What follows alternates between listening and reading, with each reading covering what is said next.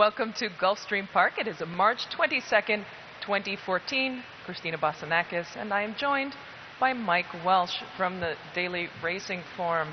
And Mike, had a little bit of rain this morning. Actually, it sounded like we had a lot of rain this morning. Yeah, and it came at a bad time, too. It came right as it started a little before the first break, but it got a little heavier as the horses came out to work after the break. And there were a lot of, very important horses out there on the track and made it hard to watch them. It didn't really impede the workouts too much. We did have a loose horse at the time, too, when a couple of the big horses were on the track. But some very important works this morning, and they did get them all in, and now it's cleared up, and it looks like a beautiful day, and the main track is fast, and the turf course is going to be firm again. Well, you did mention that we had some important workouts this morning, and I know several of them, not only here at Gulfstream, but also at Palm Meadows, for horses that look to be targeting the Florida Derby next weekend. Right. 5 of the 6 horses that we know are pretty sure going to run on the Florida Derby work this morning. Only one of them here. That was Wildcat Red. He went 3/8 of a mile and 35 and change. Finished real good, 22 and 4. I had him on my watch. Galloped out in 48 and change. And the same thing he did last week. Pretty much the same thing he did before he won the Fountain of Youth. So he looks ready. Some scary moments this morning for trainer Jose Garofalo. He was out on the track, Wildcat Red that is, when the horse got loose. So a trainer always gets nervous. You don't know where that horse is going to go, the one that's loose. But he escaped that. He had another horse run up inside him as he was getting ready to getting near the pole. It kind of shook him up a little bit, but settled nicely, went well. It was a good work, and he's ready to go. The other 2 workers today, and the big news really today, Social Inclusion went a half mile and 49 and change from the 3/8 pole around the turn to the mile pole. But it wasn't the work that was the big news. It was the decision after the work made by his owner and trainer Manny Ospura. They have decided, unfortunately, to bypass the Florida Derby and go to the Wood Memorial.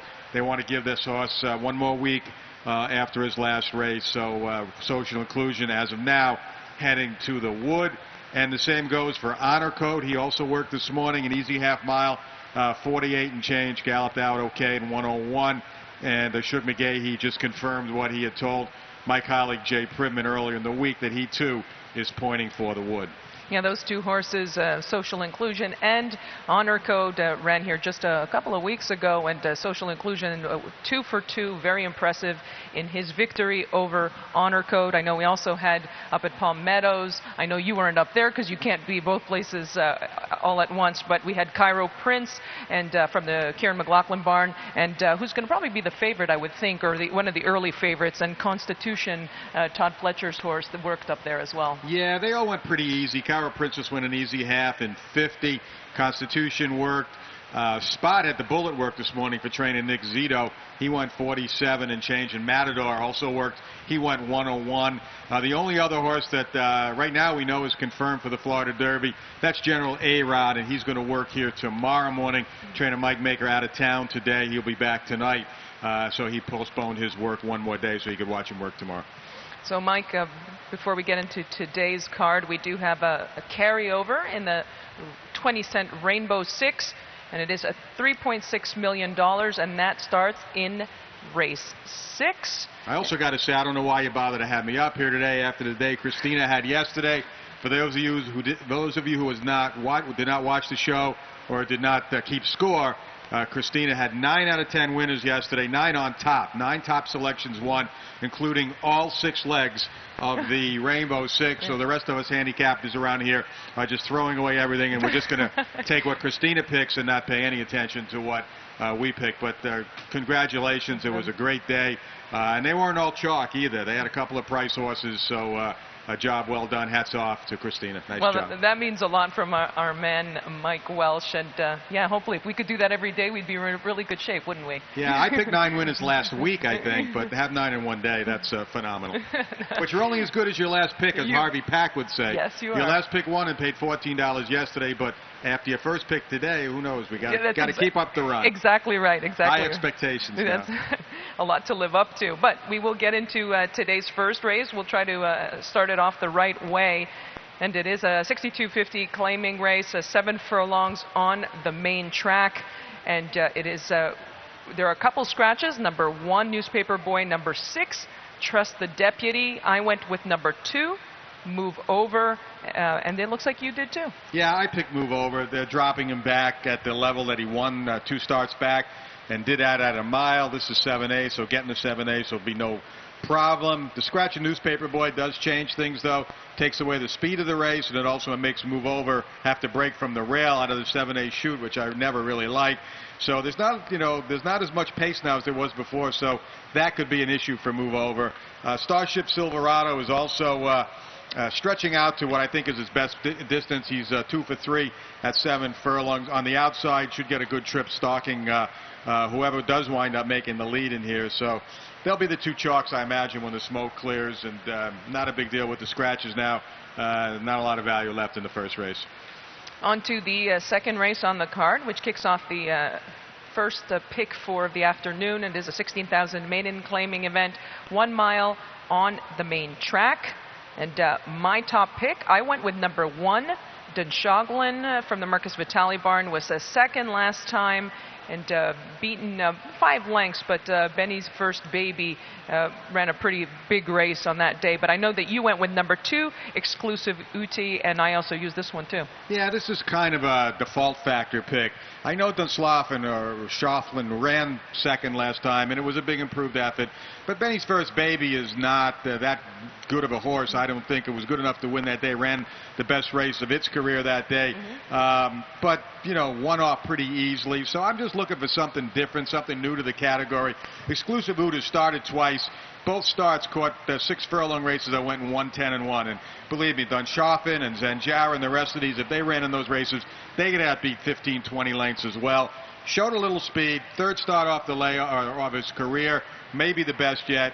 Could have enough speed to get loose on the lead. So everything being equal, I'm just taking a shot at that he could get in front and then hold off Dunshaughlin, who is probably the one to beat. And with Exclusive Uti is going to be handled by Dylan Davis, 113 pounds. Also gets a little break in the weights there too, which is something at a mile. Yeah, it sure is. On to the third race on today's card, and it is a 5 furlong test on the turf. Maiden special weight, fillies and mares, 3-year-olds and up. A few scratches in there. Number 1, 3, and 8. And that changed up things a little bit for me, Mike. With my top pick out, I went with number 6, and that's Lovely. This is a 3-year-old filly by Pulpit, and comes into this off of a 2nd place effort last time. We can have a look at that race. Mike, she was favored that day and showed speed, and she just got caught late by Little Michelle, trained by Carlo Vaccarezza. Yeah, I mean, if you had Lovely here turning into the stretch, you were heading to the windows right here. I mean, it looked like there's no way she's going to get beat. She put away the other speed. She's 3 in front, but, lo and behold, here comes a freight train down the middle of the track named Little Michelle, and she ran Lovely down at the end. Lovely was pretty clear, well clear for 2nd money in here. Little Michelle, I think, came back and ran 2nd or 3rd in an A other than the other day, so, she's a decent horse. The race changed, and I think Lovely's chances improved quite a bit with the scratch of Ruby the Heartstealer, who was going to give her a tussle on the front end, I thought. That's why I went for Rockabye Lady. Rockabye Lady trained by George Weaver. George Weaver's the guy that kept you from going perfect yesterday. He had the only winner that Christina did not pick, and George had 2 winners on yesterday's card, so he's hot now. I always respect George at this meet. So I went with Rockabye Lady. I thought this horse ran really well last time. After a slow start, had to kind of weave her way through traffic, and was coming on pretty well at the end off a layoff. Hopefully she'll break better and sit a little closer to Lovely today. Won't let her get too far in front, and maybe Rockabye Lady will be good enough to run Lovely down. And another horse I used, number 2, Town Tour, and I see that you used this 4-year-old filly as well. On to the 4th race on today's card. It is a 50,000 maiden claiming event, 5 furlongs on the turf course. And there's a jockey change. Number 7 will be ridden, Alexandra Storm will be ridden by Juan Leyva. And I went with number 4, and that's Rogue Lady from the Jason Service barn. Favored last time and didn't get it done. I'm hoping she's going to get back on the winning scheme here. Javier Castellano, who was aboard for those 2 latest races, Mike, gets back aboard today. But I see that you went with number 8, and that's Sharon Jones from the Pat McBurney barn. Yeah, Rogue Lady is logical. Last time, she had kind of an excuse. She kind of got shuffled back early, trying to go for the lead, and then had to check a little at mid-stretch. And 3 horses did come out of this race to win their next start. So, you know, everything being equal on paper, she's supposed to win. But there was just something about her effort that day. Javier was sending her early, trying to make the lead, and she couldn't keep up with the other speed in there. I don't think she's going to be able to keep up with Sharon Jones in here either. If Sharon Jones breaks and takes to the turf course, she's been showing speed with some pretty decent horses on the main track. So this was kind of a pick against the favorite again. I don't know if Sharon Jones will handle the grass or not, but speed on the turf's been good. I just hope she breaks, gets loose, and maybe she could pull a little upset. Her pedigree would suggest that she probably could or should be able to handle the turf, so we'll see how she handles that later on today. On to the 5th race on the card, which kicks off the second pick 4 of the afternoon, and it is a 12-5 maiden claiming test, 5.5 furlongs on the main track. There is 1 scratch, and that is number 7, Dreaming of Lawrence. And I went with number 4, Royal Gallant, and who looks to be showing speed. And Mike, maybe might be the controlling speed in here. I think she will now. Yeah, I had originally picked Dreaming of Lawrence. I thought she might be the controlling speed in here, taking a big clash drop. But now that she's out, it really doesn't leave anybody to challenge Royal Gallant. She's probably going to be about 1 to 2 or 3 to 5 in here. But I don't see her getting beat as long as she breaks and gets loose on the lead. Now on to the 6th race, and it is a starter optional claiming race of claiming price of $35,000, 6 furlongs on the main track. And there is a scratch, number 3, Dreaming of Aunt Diane. And this race kicks off the Rainbow Six. We do have a carryover, over $3.6 million. And my top selection in here, I went with number 5, Liberty Fuse. And it seems like you also went with number 5. Yeah, you know, this race, again, the scratch might change the pace scenario. Liberty Fuse, though, is versatile. 2 starts back, she won from off the pace. Her last start, she got kind of hooked up in a speed duel. Speed is usually her game, and speed is usually the game you want to have over this track. And now with the scratch, maybe Liberty Fuse will wind up the controlling speed if she breaks clean. I think she's the best horse in here off her last race. She's improved since she's been claimed. So I went with Liberty Fuse. Golden Friendships, I thought last race wasn't bad. Got shuffled a little bit on the turn. Still ran well for an open 35 moving into this starter spot here. I give her a shot at a bit of a price. And on to the 7th race on the card, and it is an allowance, 5 furlongs on the turf course, and it kicks off the pick 5. We do have a scratch, number 8, Fairy Cat is out. And I went with number 7, and that's Tell Me a Joke from the Eddie Plisa barn, coming into this off of a couple of second place efforts. And I see that you went with number 3, Drama Coach. Yeah, I think Drama Coach has a chance to get loose in here. Last time he wound up hooked on the lead with Imperial Robin, who's very sharp right now. Won one of these races, I think, after that particular race that these two engaged each other on the front end. And I think that this horse is the speed of the speed if he can come away running today. And again, speed's a good place to be going 5/8 on the turf. Really sharp. I really like this horse's last race. Got knocked back at the break and then made a nice run between horses. Earned a career best buyer. This horse has the best buyer in the field coming into the race going 5/8 on the turf. So definitely the one to beat if he can break a little better and get some kind of a clean trip in here.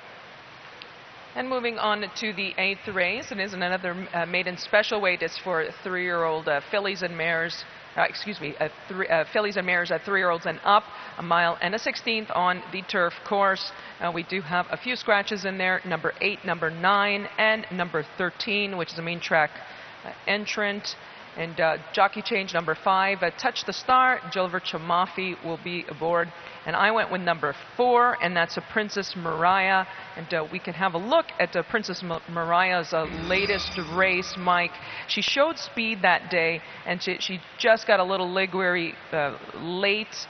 Biddy Kitty, who's also in this race, number 3, and she actually finished ahead of her. But I'm looking for Princess Mariah to at least switch the tables, turn the tables this time. Yeah, and I think the scratch of Stella Cavallo may help her because this might put her loose on the lead.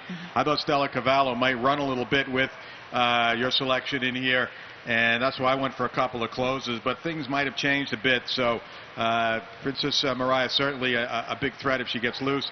I took a couple of price horses. Everything Matters ran a really big race first time out turf in her career up at Tampa. She wound up getting checked back to last early, finished full of run, finished behind a horse of named Dido, I think it was, of Graham Motions, who won the race. But I thought the numbers on the race were good.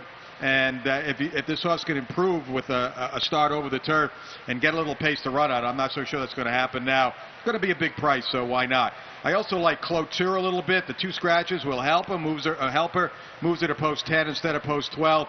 That race she ran in New York before she got the layoff, she finished ahead of a horse called Medea that day. And Medea is going to be one of the favorites in the 2 other than here. I think it's the next race on the card. So she obviously has some ability. Whether she's going to need one off the bench or not is a question mark. She's been training up at Payson for Shug. But I'm going to guess this horse will come in here and run a big race. Also, Madacat Millie for trainer Chad Brown. First time out today. Has some good work reports up there from my buddy Mike Vesey. So I'm going to give this horse a look today off those workout reports. Yeah, I used her as well in my top selections.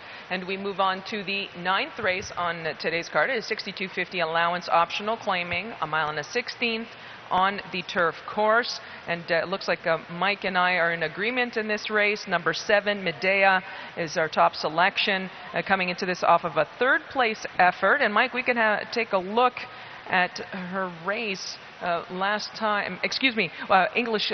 We have a video on it, number 5, and that's English class. I had both these fillies among my top selections. I know you did too, but we're looking at English class. Yeah, they're going to be the 2 favorites, and English class is probably going to be the favorite coming off a big effort following a layoff. Pretty game on the lead here. Looked like this horse was going to get swallowed up pretty good, but held in there and was not beaten all that badly. Matter of fact, just got beat, surged on at the end, got beat about a length and a quarter, length and a half, and looks loose in here. So logically, this was going to be my top pick. And then I said, you know what, I'm going to go for a little more value. I took a shot with Medea. Mario Pino's coming in to ride this filly today. She's been freshened up. She's obviously gotten a lot better. Her form has improved steadily since that race where she was beaten by Cloture this fall at Aqueduct. So I like Medea's just the way she's been progressing, and she'll be a little more value than English class. Alette is working very well. I don't know if she's good enough for these, but she's coming into the race doing well. Her last 2 works on the main track are very good. I also know you used Shanachie, and I used that mare as well, and she's in the Tom Proctor barn now, coming into this off of a 6th place effort from the very 1. On to the 10th race, and is today's feature, the Grade 2 Inside Information. It is 7 furlongs on the main track, and I went with number 3, Centrique, and we could take a look at her last race at Laurel. And Mike, I thought that was a pretty good race, even though she was 3rd. She was only beaten just over a length, but she was wide coming around that last turn. Yeah, she didn't get a great break from the inside, and she did have to come wide. And that race that week was postponed actually a week because of bad weather. She missed some training. So Marty Wilson, although disappointed that she didn't win, was very pleased with her effort. Now she comes back to her favorite track. She's 3 for 3 here at Gulfstream. The distance should be no problem. She's trained extremely well since she's gotten back here. So she's definitely the one to beat. I just took a chance with her stablemate Heartstealer because I think she's going to be a bigger price. I'm just going to throw out that race in the Hurricane Birdie. This horse wants to be closer to the pace, I think, than she was that day, and I think she will be. There is a lot of pace. 5-Star Mom is going to go. Wildcat Lily's probably going to chase her. Heartstealer, I think, is going to get first run over Centrique, and 7/8 is a distance she can handle as well. She's also trained extremely well since that last race, and like I said, she's 8-1 in the program. Probably going to be closer to 7-2, but just on the price, I think she'll be a bigger price than Centrique. And I'm all Marty Wilson in here. I picked my pal Chrissy 3rd. I think he's very eligible to sweep all 3 top positions in this race. And looking on to the final race on today's card is a 16,000 claiming event, a mile and a 16th on the turf course, 1 scratch, number 8. Truthful Saint. I went with number 1, Racetrack Romance from the Dale Romans barn, coming at this off of a 3rd place effort. And I see that you went with number 2, Face the Race. Yeah, Face the Race comes out of 2 7.5 furlong races where she broke from post 10 and post 11. And those are impossible posts at that distance because they start so close to the first turn. Yet this horse ran really well in those races. Now, stretching out to a mile and a 16th, drawing inside. I see this horse as possibly loose on the lead, and I'm going to take a chance. Going to be a little bit of a price that Kendrick Carmouche, hopefully he's listening, will put this horse on the lead and won't look back. I hope so. And that's it for today's card. Mike, we've got a lot happening here. The Rainbow Six, it does start in race 6. And over $3.6 million is the carryover, and we've got a lot of action happening. Yeah, we're going to get well over $4 million with that jackpot today. Granted, with the smaller fields, it's tough to have a single ticket, but a lot of guys are playing for the multiple tickets. And like I said, if you played yesterday for 20 cents, followed Christina, you'd have got back 1,100. Well, that's it for myself and Mike Welsh, and Ron Nicoletti will join me for the rest of the afternoon. And folks, I hope you stick around. Good luck, everybody.